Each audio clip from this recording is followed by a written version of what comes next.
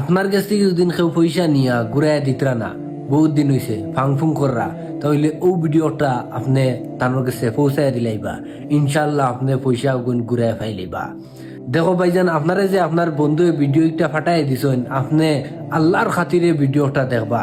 দেখো ভাইজান, আল্লাহ রসুল সাল্লাল্লাহু আলাইহি সাল্লামে একটা হাদিসও ফরমাইছেন যে যারা পয়সা নিয়া ঋণ নিয়া আবার ঘুরাইয়া দেন না, আর ঘুরাইয়া না দিয়া ঋণ থাকা অবস্থাত ই মানুষ যদি মারা যায়, তাহলে ই মানুষের জনাজাত আল্লাহ রসুল সাল্লাল্লাহু আলাইহি সাল্লাম কোনো দিনও যাই না, কোনো দিনও গেছেন না।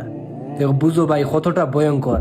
আর একটা বহুত ভয়ঙ্কর হাদিস ও রিলেটেড ভাইজান হল, মন দিয়া শুনো।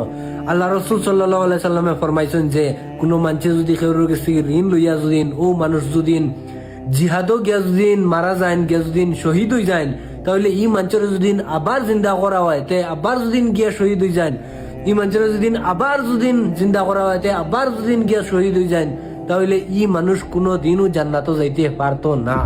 যতবিল পর্যন্ত ই মানছে ঋণ সুদ করছে না, অতবিল পর্যন্ত ই মানুষ জান্নাত যাইতে পারতো না। তাহলে ভাইজান অকল খেউরের কাছে যদি পয়সা ঋণ লইয়া থাকো, তাহলে খুব শীঘ্রই খুব জলদি ঘুরাই দিবার চেষ্টা করবা। আসসালামু আলাইকুম রহমতুল্লাহ বারাকাতুহু।